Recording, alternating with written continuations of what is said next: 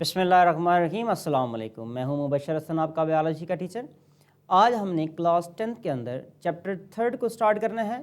Chapter 3 जो है हमारा, ये क्या है, ह्यूमन रेस्पिरेटरी सिस्टम पर मुश्तमिल होता है। अब इसके अंदर हमने क्या डिस्कशन करनी है, बेसिकली तो हमने यहाँ पर उसी तरह से 5 MCQ, 5 शॉर्ट क्वेश्चन और एक लॉन्ग क्वेश्चन को डिस्कस करना है। इससे पहले हमने क्या करना है, जो रेस्पिरेटरी सिस्टम है हमारा, उसका जो उसकी डिटेल्स हैं वो हमने डिस्कस करनी है कि रेस्पिरेटरी सिस्टम के अंदर क्या क्या चीज़ें होती हैं, क्या कंपोनेंट्स हैं और उनका फंक्शन क्या होता है। सबसे पहले हम ये लॉन्ग क्वेश्चन में हमारा ये डिटेल सारी आ जाएगी, उसमें हम शेयर करेंगे और उसके बाद हम फिर शॉर्ट क्वेश्चन एंड लास्ट पे हमने MCQ को डिस्कस करना है। तो सबसे पहले हम अपने चलते हैं किसकी तरफ, लॉन्ग क्वेश्चन की तरफ।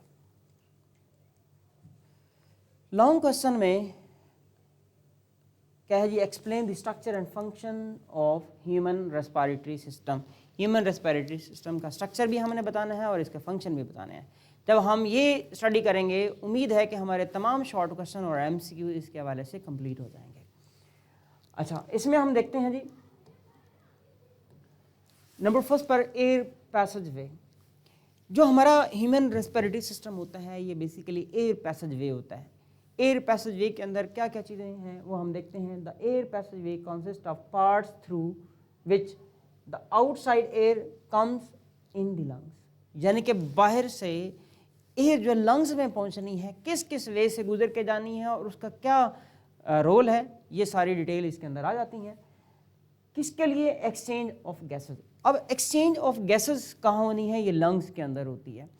लेकिन यह है कि इन आउट कौन करवा रहा होता है, इसमें पूरा एक सिस्टम इन्वॉल्व होता है जिसको हम ब्रीदिंग सिस्टम कहते हैं। कंपोनेंट ऑफ एयर पैसेज वे, ये हम देखते हैं ये कौन कौन से कंपोनेंट्स आते हैं। अगर हम देखें तो स्टार्ट से नोज़ है इसके अंदर, सेकंड पे हम देखेंगे फेरेंक्स होता है, फेरेंक्स के बाद आ जाते हैं लैरिंक्स, लैरिंक्स के बाद आती है ट्रेकिया और ट्रेकिया के बाद आते हैं ब्रोंकाई, ब्रोंकाई के बाद आते हैं ब्रोंक्यूल्स। तो हमने यहाँ पर देखा है कि ये मेजर ये पार्ट्स आ जाते हैं। इससे आगे देखें तो और भी पार्ट्स हैं। फर्दर ब्रोंक्यूल से आगे हम कहते हैं एल्वियोलर डक्ट्स आ जाती हैं एंड एल्वियोलाई आ जाते हैं। तो यहाँ पर हम देखते हैं जी, जो पहला पार्ट है हमारे रेस्पिरेटरी सिस्टम का, दैट इज़ वेरी इंपॉर्टेंट। इसको हम क्या बोलेंगे? ये नोज़ है। तो सबसे पहले हम नोज़ के हवाले से चंद बातें करेंगे। अब देखें, नोज़ के हवाले से देखें तो ये सिंगल होता है, एक होता है, यानी कि सिंगल होता है, अनपेयर्ड होता है, सिंगल होता है। The nose is an elevated structure, यानी कि ये वो स्ट्रक्चर है इसका जो हमें फिजिकली हमें नज़र आ रहा होता है। नोज़ ये रेस्पिरेटरी सिस्टम का पहला पार्ट आ जाता है। अच्छा, नोज़ से अगर हम देखें तो इसके आगे मज़ीद दो पार्ट्स आ जाते हैं। हम इसमें क्या लिखते हैं, बेसिकली नॉस्ट्रल्स कहते हैं। और नॉस्ट्रल्स को हम अगर बात करें तो ये पेयर्ड होते हैं, पेयर्ड है, यानी कि 2 in नंबर होते हैं। तो ये हमारा यहाँ पे इंपॉर्टेंट MCQ भी कंप्लीट हो जाता है। यानी कि नॉस्ट्रल देखें तो वो क्या होते हैं, वो पेयर्ड होते हैं, यानी कि 2 in नंबर होते हैं। आगे देखें तो नेज़ल कैविटी के हवाले से बात करेंगे तो नेज़ल कैविटी भी जो होती हैं ये भी पेयर्ड होती हैं, ये भी 2 होते हैं। तो पेयर्ड हैं, तो इसके लिए भी हमने याद रखना है, ये भी हमारा एक इम्पॉर्टेंट MCQ है। आगे चलें तो इसके स्ट्रक्चर की तरफ आते हैं। The top of the nasal cavity has lining of nerve cells, यानी कि इसके पास नर्व सेल्स होते हैं जिन्होंने सेंस ऑफ स्मेल करनी होती है। यानी कि क्या कर रहा होता है, सेंस ऑफ स्मेल। यानी कि इसकी टॉप, नेज़ल कैविटी के टॉप पर क्या होते हैं, नर्व की एंडिंग्स होती हैं जिनका काम होता है सेंसरी, यानी कि वो सेंसरी ऑर्गन के तौर पे काम कर रही होती हैं, जहाँ से सेंस करते हैं, स्मेल कर रहे होते हैं। स्मेल को हम ऑल्फैक्शन भी कहते होते हैं। The walls and the base of the nasal passageway are lined with cilia, यहाँ पर सीलिया मौजूद होते हैं। सीलिया का काम क्या होता है, सीलिया इंट्रैप करता है डस्ट पार्टिकल को और जर्म्स को। सीलिया मौजूद होते हैं हमारे नेज़ल कैविटी के अंदर, जिसका फंक्शन क्या होता है, ये ट्रैप कर रहे होते हैं किसको, डस्ट पार्टिकल को भी और साथ जर्म्स को भी। Between the ciliated epithelial cells are goblet cells. Goblet cells का दूसरा नाम होता है जिसको हम कहते हैं म्यूकस सेल्स। गॉबलेट सेल का दूसरा नाम है म्यूकस सेल्स। म्यूकस सेल नाम से जाहिर है ये क्या बनाते होंगे, ये म्यूकस बनाते हैं। म्यूकस बनाते हैं जो कि एक स्टिकी मटेरियल होता है, और इस स्टिकी मटेरियल म्यूकस का भी काम क्या होता है, ये भी इंट्रैप कर लेता है किसको, जर्म्स को भी और डस्ट पार्टिकल्स को भी, म्यूकस। अच्छा, ये था नेजल कैविटी के हवाले से। नेजल कैविटी के अब मल्टीपल यहाँ पे फंक्शंस आए हैं, तो इन फंक्शंस को हम डिस्कस करेंगे। नंबर फर्स्ट पे देखिएगा, the air entering the respiratory system must be warmed. इसको वार्म किया जाता है, इसको बॉडी टेम्परेचर के हिसाब से किया जाता है। टेम्परेचर यहाँ पे तकरीबन इसका 30 डिग्री सेल्सियस के हवाले से के बराबर किया जाता है। हमारी बॉडी का टेम्परेचर होता है 37। एयर जो बाहर मौजूद है वो एयर कोल्डर हो सकती है as compared to body temperature, तो इसका टेम्परेचर बढ़ा के कम से कम 30 डिग्री सेल्सियस तक किया जाता है। फिर इस एयर को मॉइस्चराइज किया जाता है। क्यों किया जाता है, ताकि उसको गैसेस एक्सचेंज जो है वो इजीली हो सकता है, क्योंकि मॉइस्चर नहीं होगी तो गैसेस एक्सचेंज नहीं होगा। एंड फिल्टर, और फिल्टर भी किया जाता है। तो यहाँ पे हमने 3 बातें कर ली कि इसके वार्म भी किया जाता है, मॉइस्चराइज भी किया जाता है और फिल्टर भी किया जाता है नेजल कैविटी के अंदर। अच्छा, नेजल कैविटी के अंदर एक और इम्पॉर्टेंट स्ट्रक्चर मौजूद है जिसका कहते हैं हम हेयर्स मौजूद होते हैं। इन हेयर्स का काम क्या होता है, ये हेयर्स भी मल्टीपल होते हैं और इनका काम भी है, ये डस्ट पार्टिकल को क्या करते हैं, इंट्रैप करते होते हैं। अच्छा, नेक्स्ट देखें, the thin layer of mucus moisturize the air, यानी कि म्यूकस क्या कर रहा है, मॉइस्चराइज भी कर रहा है, इंट्रैप कर रहा है, जर्म्स को भी इंट्रैप कर रहा है, डस्ट पार्टिकल को भी, and also traps particles of the dust और स्मोक के पार्टिकल्स को भी ये इंट्रैप करता है। The cilia sweep the trapped particles and mucus toward the pharynx, ये फेरिंग्स की तरफ ले जाता है और फेरिंग्स से वहाँ से फिर या तो ये रिमूव किए जाते हैं आउटसाइड ऑफ द बॉडी, या फिर इनको स्वेलो कर लिया जाता है, यानी कि स्वेलो कर लिया जाता है या स्पाइट आउट कर दिया जाता है। By the time air reaches the lungs it is relatively dust free, यानी कि जब ये लंग्स में पहुंचती है तो ऑलमोस्ट ये डस्ट फ्री हो जाती है, उस वक्त डस्ट मौजूद नहीं होती। अच्छा, आगे चलते हैं। These protective measures keep the lungs clean, इस तरह से हमारे लंग्स जो हैं वो क्लीन रहते हैं और गैसेस एक्सचेंज वो आसानी से कर सकते होते हैं। अच्छा, इसके बाद आ जाते हैं पॉइंट नंबर 3 की तरफ आए। ये पार्ट नंबर 3 फेरिंग्स आ जाएगा। फेरिंग्स की बात करें तो air is drawn out of the nasal passage into channels called pharynx, यानी कि इसको फेरिंग्स में भेजा जाता है the at the back of the mouth, यानी कि क्या होता है, जो माउथ है यानी कि ओरल कैविटी है, ओरल कैविटी की बैक पर क्या मौजूद होता है, एक स्ट्रक्चर होता है फेरिंग्स। अगर इसकी बात करें ना, इसके 2 ओपनिंग होती हैं डेफिनेटली, हम देखते हैं ये ना माउथ से भी ओपन हो रही है तो डेफिनेटली नेजल कैविटी की तरफ से भी ओपन हो रही है। तो इसके 2 काम होते हैं, यानी कि ये एयर को भी पास कर रहा होता है, ये फूड को भी पास करवाता है, ये कॉमन डक्ट होती है। तो हम कहेंगे channelize from the pharynx into the larynx. अब इसका हम फंक्शन देखें तो ये क्या कर रहा है जी, एयर भी पास कर रहा है और फूड को भी पास करता है। 2 चीज़ों को पास कर रहा है फेरिंग्स, एक एयर और दूसरी फूड। तो ये इंपॉर्टेंट है, इसका एक अकेले से भी शॉर्ट क्वेश्चन आपसे पूछा जा सकता है। आगे चलते हैं लैरिंग्स। लैरिंग्स भी एक इंपॉर्टेंट शॉर्ट क्वेश्चन है। लैरिंग्स को वॉइस बॉक्स भी कहते हैं, ये भी इंपॉर्टेंट एमसीक्यू है। लैरिंग्स को वॉइस बॉक्स कहते हैं। अच्छा, ये किससे बना होता है, ये कार्टिलेज से बना होता है, कार्टिलेज से बना होता है। और कार्टिलेज में भी हम अगर बात करें तो लैरिंग्स का जो कार्टिलेज होता है ये हाइलेन कार्टिलेज होता है, ये भी एक इंपॉर्टेंट एमसीक्यू है। The cavity of the larynx is called glottis. Basically glottis क्या है, इसकी ये टॉप ओपनिंग होती है, यानी कि लैरिंग्स के ऊपर एक टॉप होता है जिसको हम क्या बोल रहे होते हैं, ग्लॉटस कहते हैं। और ग्लॉटस भी किससे बना हुआ है, कार्टिलेज से ही बना होता है। अच्छा, इस ग्लॉटस के ऊपर एक छोटा सा लिड होता है जिसको हम क्या बोलते हैं, एपीग्लॉटस। ये भी आपका इंपॉर्टेंट एमसीक्यू है। ये भी कार्टिलेज का बना होता है, लेकिन इसके अंदर जो कार्टिलेज होता है ये हाइलाइन कार्टिलेज नहीं होता, ये इलास्टिक कार्टिलेज होता है। अच्छा, ये था हमारा point number 4, part number 4 of respiratory system. इसके बाद हम चलते हैं जी किसकी तरफ, ट्रेकिया की तरफ। ट्रेकिया, ये हमारा पार्ट नंबर 5th वन है किसका, रेस्पिरेटरी सिस्टम का। ट्रेकिया को हम विंड पाइप भी कहते हैं, विंड पाइप भी कहते हैं। The trachea is a tube running from the pharynx to the lungs, यानी कि ये कहां से कहां तक होती है, फेरिंग्स से स्टार्ट होती है, लंग्स तक जाती है। Number 2, it is held permanently open by C shaped rings. इसके पास सी शेप्ड रिंग्स होते हैं जो कार्टिलेज से बने होते हैं। ये भी आपका इंपॉर्टेंट एमसीक्यू है। ट्रेकिया को विंड पाइप कहते हैं और ट्रेकिया के पास क्या होते हैं, सी शेप के रिंग्स होते हैं जो इसको हमेशा ओपन रखते हैं। आगे देखिए, the cartilage rings also keep the trachea open when it develop a low internal air pressure during every intake of breath, यानी कि you can say all the time open रहते हैं। कौन, ट्रेकिया ओपन रहता है, किस वजह से, बेसिकली सी शेप की वजह से, सी शेप कार्टिलेज के रिंग। कार्टिलेज यहाँ पर कौन सा है, हायालिन कार्टिलेज यहाँ पर मौजूद होता है।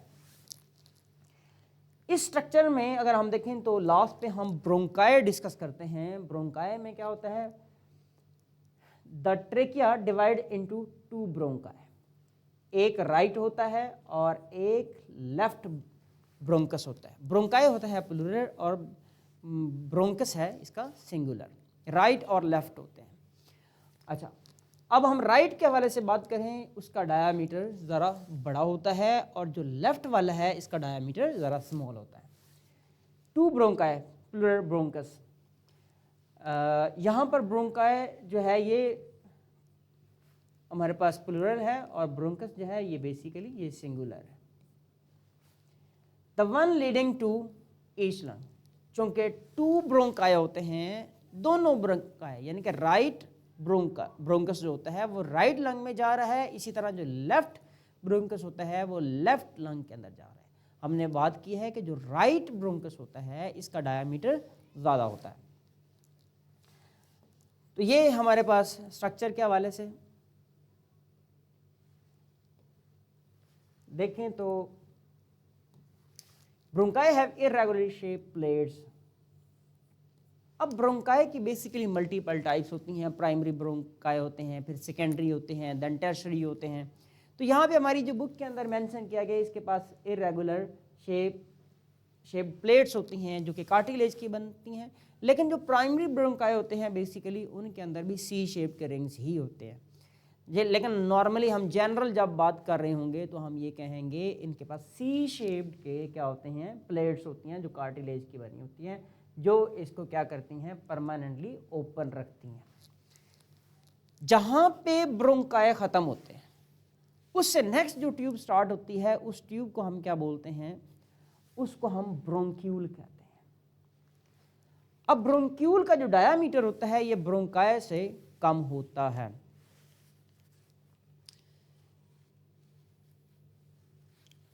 यहाँ पे एक क्वेश्चन पूछा गया है, सर इसका क्या मतलब है कि सीलिया ट्रैप डस्ट पार्टिकल। देखिए बेटे, जो डस्ट पार्टिकल ट्रैप होते हैं ना वो क्यों होते हैं, ट्रैप का मतलब होता है वहाँ पे अटक जाते हैं। म्यूकस भी है, सीलिया भी मौजूद है, डस्ट पार्टिकल आ रहा है। अब वो डस्ट पार्टिकल हमारे लंग्स में जाएगा ना तो वो इन्फेक्शन कॉज कर सकता है, हो सकता है वो कोई भी हार्मफुल हो सकता है, तो उसको वहाँ पर रोक लिया जाता है। जब उसको रोका जाता है तो वो हमारे लंग्स में नहीं जाएगा, तो हमें कोई भी नुकसान नहीं पहुंचाएगा। अच्छा, आगे चलते हैं जी ब्रोंक्यूल की जानब। Bronchi in the lungs, each bronchus divided into again and again to form a mass of very fine branches known as bronchiole. क्या होता है, हम कह रहे हैं कि जो ब्रोंकाई थे वो फर्दर डिवाइड होते हैं स्मॉल ब्रांचेस के अंदर, जिनको हम क्या बोल रहे हैं, ब्रोंक्यूल्स कहते होते हैं। अच्छा, ब्रोंक्यूल्स जो हैं उसकी फर्दर डिवीजन होती है, नेक्स्ट पे हम कहते हैं उनको एल्व्यूलर डक्ट्स। अब जो एल्व्यूलर डक्ट्स हैं, यहां पर बेसिकली क्या होगा, यहां पर गैसियस एक्सचेंज होगा। गैसियस एक्सचेंज यहां पर दो पे होगा, एक गैस एक्सचेंज हो रहा है एल्व्यूलर डक्ट पे और दूसरा गैस एक्सचेंज हो रहा है कहां पर, एल्वियोलाई के अंदर। Tiny bronchioles branch into many short tubes of equal diameter known as alveolar duct. यानी कि क्या होता है, जो ब्रोंक्यूल्स होते हैं ये मजीद छोटी ट्यूब्यूल्स बना देते हैं, जिन ट्यूब्यूल्स को हम क्या बोलेंगे, एल्व्यूलर डक्ट्स कहते हैं। यहां पर ऑक्सीजन और कार्बन डाइऑक्साइड का क्या होगा, एक्सचेंज होगा। आगे चलते हैं जी, एल्व्यूलर डक्ट्स। एल्व्यूलर डक्ट्स का जो डायामीटर होता है ये बेसिकली ब्रोंक्यूल से स्मॉलर हो जाता है। अच्छा, आगे चलते हैं, इसके बाद एयर सैक्स का यहां पे जिक्र किया हुआ है। एयर सैक्स क्या होते हैं, देखिएगा, जहां पे हमने ये देखना है कि इस तरह से एल्व्यूलर डक्ट आ रही है, ये एल्व्यूलर डक्ट आ रही है, एल्व्यूलर डक्ट से आगे ये बन गया है एक एल्व्यूलाई। अच्छा, इसी तरह से और एक आपको नजर आ रहा है एल्व्यूलाई, एक और एल्व्यूलाई नजर आ रहा है। ये सारे एल्व्यूलाई इस तरह से आपस में कनेक्टेड है और इन सब एल्व्यूलाई का एक सैक बन जाता है। इसको हम क्या बोल रहे होते हैं, एयर सैक। ये बन गया जी एयर सैक, ये हमारा एयर सैक है। अब ये मल्टीपल इसके अंदर क्या मौजूद है, एल्व्यूलाई मौजूद है। अब एयर सैक का फंक्शन देखिएगा, इसका काम क्या है, ये गैसियस एक्सचेंज कराता है। बेसिकली अगर हम ये बात लिखें, जो हमारा फंक्शनल यूनिट होता है लंग्स का, उसको हम क्या बोलते हैं, एयर सैक्स कहते हैं। ये बड़ा इंपॉर्टेंट एमसीक्यू है, आपने नोट करना है इसको। क्या है जी, the functional unit, functional unit of lungs, ये क्या होता है, ये एयर सैक होता है। लेकिन यहां पे एल्व्यूलाई की बात करेंगे तो एल्व्यूलाई क्या होता है, एल्व्यूलाई की अगर बात करें तो ये स्ट्रक्चरल यूनिट होता है, स्ट्रक्चरल यूनिट ऑफ लंग्स। अच्छा, एल्व्यूलाई के हवाले से बात करता है, air sacs have many bubble like pockets. ये बबल लाइक पॉकेट्स होती हैं जो जिनका काम क्या होता है, गैसियस एक्सचेंज तो काम होता ही है, लेकिन ये लंग्स के स्ट्रक्चर बना रहे होते हैं, जिसकी वजह से लंग्स क्या होते हैं, स्पॉन्जी होते हैं। इन एल्व्यूलाई की वजह से लंग्स क्या होंगे, स्पॉन्जी होंगे। अच्छा, alveoli are the respiratory surface of mammals. Mammals में हम ह्यूमन भी आ जाते हैं, तो जो गैसियस एक्सचेंज होना होता है वो कहाँ कहाँ होता है, एल्व्यूलाई में भी होता है और एल्व्यूलर डक्ट में भी होता है। एल्व्यूलर डक्ट और एल्व्यूलाई मिल के, ये मल्टीपल एल्व्यूलाई जब मिलते हैं तो इनको हम क्या बोल रहे होते हैं, एयर सैक कहते हैं। तो इसके साथ हमारा जो स्ट्रक्चर है रेस्पिरेटरी सिस्टम का वो कंप्लीट होता है। अब हम चलते हैं अपने 5 शॉर्ट क्वेश्चन की जाना।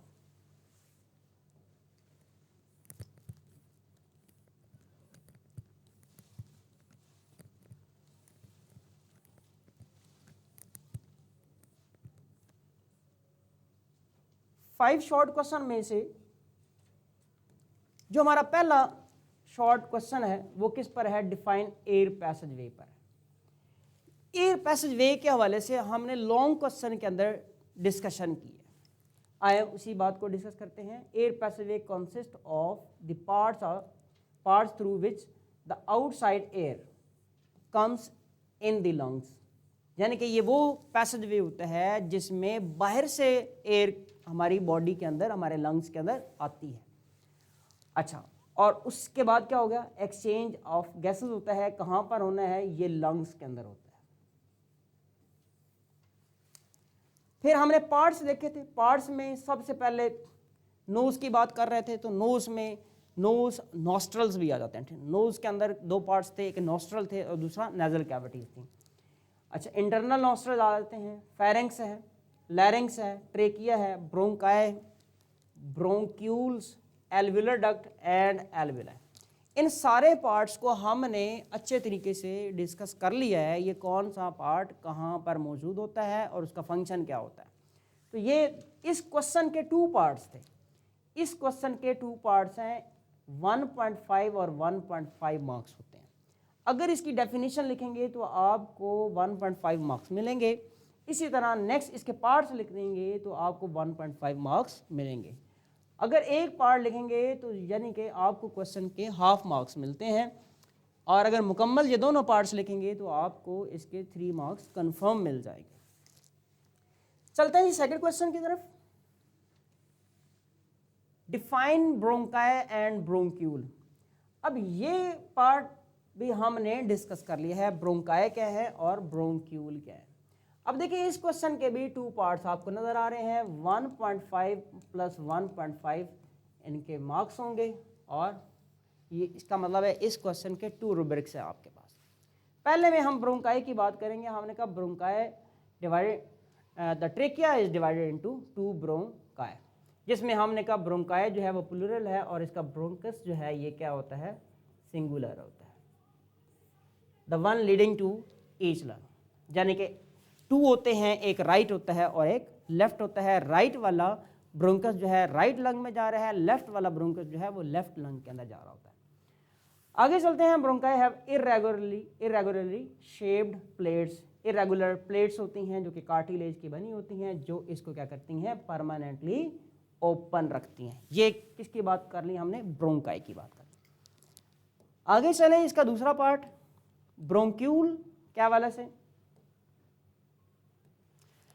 ब्रोंक्यूल क्या करते हैं, inside of the lungs each bronchus divided into again and again fine tubules.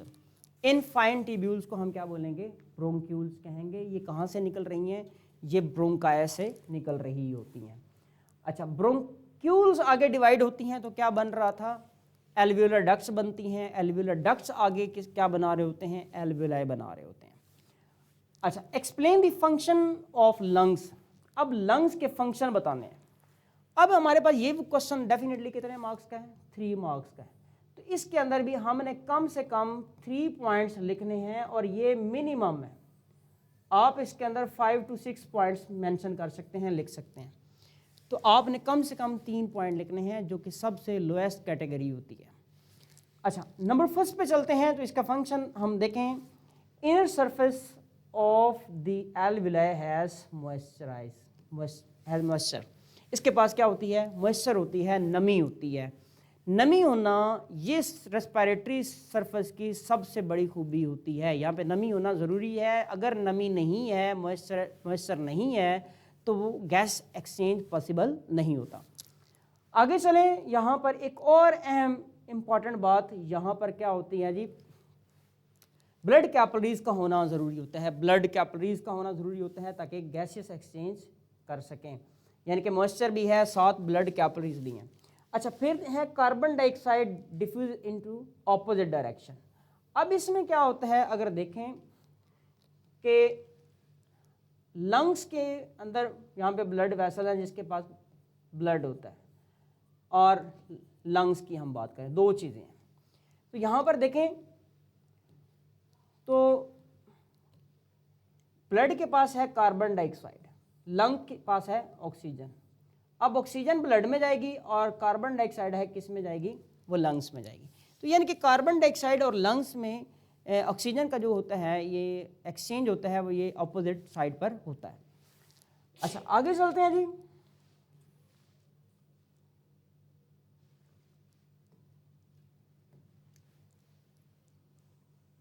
दस द गैस एक्सचेंज यहाँ पर देखें, occur by diffusion across the thin membrane of alveolus and capillaries. यानी कि यहाँ पे देखें पॉइंट आ जाएगा थिन मेम्ब्रेन, यानी कि जो मेम्ब्रेन्स होनी चाहिए, जो रेस्पिरेटरी सरफेस होनी चाहिए, वो क्या होती है, वो थिन होती है ताकि गैसियस एक्सचेंज पॉसिबल हो सके। तो यहाँ पे हमने 4 पॉइंट्स इसके डिस्कस किए हैं, तो आपने एटलीस्ट 3 पॉइंट्स लाजमी अपने क्वेश्चन के अंदर मेंशन करने हैं। नेक्स्ट हमारा क्वेश्चन है लंग्स पर। लंग्स कैसे प्रोटेक्टेड होते हैं? लंग्स स्पॉन्जी होते हैं, बड़े सॉफ्ट होते हैं, इनकी प्रोटेक्शन कैसे होती है? देखें, the lungs are protected by ribs, पहला पॉइंट, रिब्स से प्रोटेक्टेड होते हैं। दूसरा, इंटरकॉस्टल मसल्स, रिब्स के ऊपर जो मसल्स होते हैं इनको क्या बोलते हैं? इंटरकॉस्टल मसल हम कहते होते हैं। दो चीज़ें, एक रिब्स और दूसरे intercostal muscle. Next, each lung is surrounded by a membrane known as pleura, ये तीसरा पॉइंट है, यानी कि ribs, intercostal muscles and pleura. Next, the space between the double membrane is filled with a fluid, इस fluid को हम क्या बोलते हैं? पेरिकार्डियल, इसे कहते हैं pleural membrane fluid, pleural membrane fluid कहते हैं। प्लूरल मेम्ब्रेन फ्लूइड आपने याद रखना, मैं इसको शॉर्ट फॉर्म में लिख देता हूँ, pleural membrane fluid. The fluid enable them to glide over one another, वो ग्लाइड कर सकते होते हैं, आपस में ग्लाइड कर सकते होते हैं। तो यहाँ पे हमने चार बातें की हैं। नंबर फर्स्ट पे हमने कहा रिब्स है, नंबर सेकंड हमने कहा इंटरकॉस्टल मसल है, नंबर थर्ड पे हमने कहा कि इसके पास प्लूरल मेम्ब्रेन होती है, और नंबर 4 पर हम ये कहते हैं कि क्या होता है? प्लूरल मेम्ब्रेन फ्लूइड होता है। तो 4 पॉइंट हमने इसमें डिस्कस कर लिए। नेक्स्ट चलते हैं जी, क्वेश्चन नंबर हमारा 5, लास्ट वन है, last but not least, that is also very important. अच्छा, इस क्वेश्चन में हमने क्या डिस्कस करना है? Briefly share the nature of lungs, हमने लंग्स की नेचर को डिस्कस करना है। तो जाहिर सी बात है इस क्वेश्चन के अंदर भी हमने इसकी नेचर बतानी है, तो कम से कम हमने 3 पॉइंट्स लाजमी लिखने हैं। एक पॉइंट का 1 नंबर हमें मिलेगा, 3 पॉइंट्स लिखेंगे तो 3 मार्क्स हमें कंफर्म मिल जाएंगे। अच्छा, एक सवाल आया है यहाँ पर, अगर एक लंग जो है वर्किंग छोड़ दे तो इंसान दूसरे लंग पर काम कर सकता है? जी बिल्कुल कर सकता है। अगर हमारा एक लंग डैमेज हो जाता है तो जो सेकंड लंग होता है हम उसके ऊपर काम कर सकते हैं और हम सर्वाइव भी कर सकते हैं कि वो काम करता होता है हमारा। इसी तरह जैसे आपने एग्जांपल दी कि किडनी एक निकाल दिया जाए, अगर कोई उसे मसला हो जाए, किडनी निकाल दिया हमने और हमने एक किडनी के ऊपर सर्वाइव करना है तो सर्वाइव कर सकते होते हैं। इसी तरह लंग्स के ऊपर भी हम सर्वाइव कर सकते होते हैं। बाज़ का एक लंग में कैंसर हो जाता है, उस कैंसर का इलाज यही होता है कि वहाँ से उस लंग को, वहाँ से उसका पार्ट काट दिया जाए या उस पूरे लंग को निकाल दिया जाए। Thank you so much. अच्छा, यहाँ पर हम नेचर ऑफ लंग्स के हवाले से बात कर रहे हैं। The lungs are spongy, the lungs are spongy due to presence of alveoli. पहली बात है लंग्स स्पॉन्जी हैं किस वजह से? एल्वियोलाई की वजह से। दूसरी बात, the alveoli look like bunches of grapes. तीसरी बात, the bubble like alveoli give the lungs for greater surface area, यानी कि ये ग्रेटर सरफेस एरिया प्रोवाइड कर रहा होता है। अच्छा, दूसरा, each alveolus is surrounded by a network of capillaries. तो ये 4 बातें हमने लिखी हैं, 4 इसकी बातें इसकी नेचर के हिसाब से इंपॉर्टेंट होती हैं। तो आपने एट लीस्ट 3 पॉइंट्स लाजमी लिखने हैं। 4 पॉइंट्स बता दिए हैं कि 1 पॉइंट आपको भूल भी सकता है। यहाँ पे क्वेश्चन एक पूछा गया है, लंग्स को लैब में स्टेम सेल से लेकर न्यू लंग बनाया जा सकता है। जी बिल्कुल ऐसा होता है कि हमारे पास अगर उस रिस्पेक्टिव पर्सन के स्टेम सेल्स मौजूद हों, उन स्टेम सेल का इस्तेमाल करके हम उसको लेबॉरेटरी के अंदर एक नया लंग डेवलप कर सकते हैं। अच्छा जी, यहाँ पर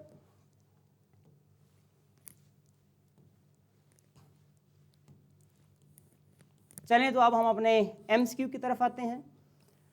अब MCQ सॉल्व करना आपका काम है। मैंने आपको क्वेश्चन देना है और आपने इसका आंसर हमें बताना है। अभी आपने इसका हमें आंसर बताना है। नंबर फर्स्ट पे आपके पास ये MCQ मैं बोल रहा हूँ, इसका आंसर बताना है और आपके क्वेश्चन का फिर आंसर मैं दे रहा हूँ। Which gas is important for cellular respiration? Cellular respiration के लिए कौन सी गैस इंपॉर्टेंट है? नाइट्रोजन, हाइड्रोजन, ऑक्सीजन और कार्बन डाइऑक्साइड। आपने इसका आंसर ऑप्शन में देना है हमें। अच्छा, आपका क्वेश्चन है अगर हमारा एक लंग जो है वो डेफिनेटली डैमेज होता है और एक लंग है हमारे पास, उसमें जो हमारा ब्रीदिंग रेट रहता है ना वो डेफिनेटली चेंज हो जाता है। क्योंकि दो लंग्स का काम ज़रा डिफरेंट था। अब चूँकि इंसान ने सर्वाइव करना है, वो नॉर्मल तो नहीं है लेकिन वो सर्वाइव कर सकता है, ब्रीदिंग रेट जो है वो चेंज हो जाते हैं। अच्छा जी, वेरी गुड, आप लोगों ने हमें आंसर किया है oxygen. The right answer is oxygen, very good. आगे चलते हैं हमारे सेकंड क्वेश्चन की तरफ। The movement of air into and out of the lung is called. अब लंग्स की बात कर रहा है, लंग्स में एयर का आना जाना, इसको हम क्या बोलेंगे? आपने आंसर करना है gaseous exchange, breathing, cellular respiration, both A and B. Lungs की बात हो रही है।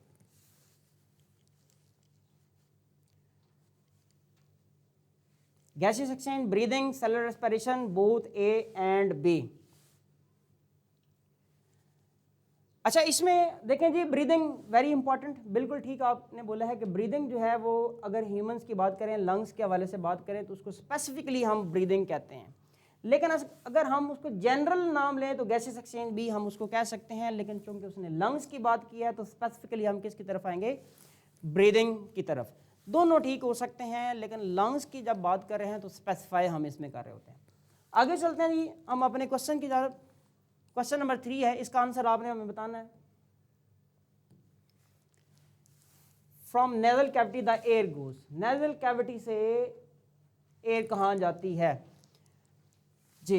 Epiglottis, glottis, larynx and pharynx. जी बिल्कुल ठीक है जी, फेरिंक्स की तरफ आती है, बिल्कुल आपका आंसर राइट है। क्वेश्चन नंबर हमारा 4 है, larynx is also known as voice box, glottis, wind pipe और फाइब्रस बॉक्स। जी बिल्कुल आपका आंसर ठीक है, voice box. What make the lungs spongy? अब इसमें आएगा pleural membrane fluid, capillary, alveoli और इंटरकॉस्टल मसल। जी बिल्कुल ठीक है, आपका आंसर एल्विलाई यहाँ पर बिल्कुल ठीक है। अच्छा, इसमें हमने आज डिस्कस किया है 5 MCQ डिस्कस किए हैं, 5 शॉर्ट क्वेश्चन डिस्कस किए हैं और एक हमने लॉन्ग क्वेश्चन डिस्कस किया है। उम्मीद है आपको इसकी समझ आ गई होगी। आपके पास ये जो वर्कशीट है, आपने कोशिश करनी है कि अपनी बुक्स के ऊपर, नोटबुक्स के ऊपर इसको राइट अप करें और आपके पास क्वेश्चन आ जाए तो जो पैटर्न हमने बताया आपको, आपने इसी पैटर्न के हिसाब से इस क्वेश्चन को पेपर में या स्कूल टेस्ट के अंदर आपने इसको सॉल्व करना है। आज का हमारा लेक्चर यहाँ तक था। नेक्स्ट लेक्चर के लिए हम हाज़िर होंगे नेक्स्ट लेक्चर के साथ इंशाल्लाह। तब तक के लिए मुझे इजाज़त दें। अल्लाह हाफ़िज़।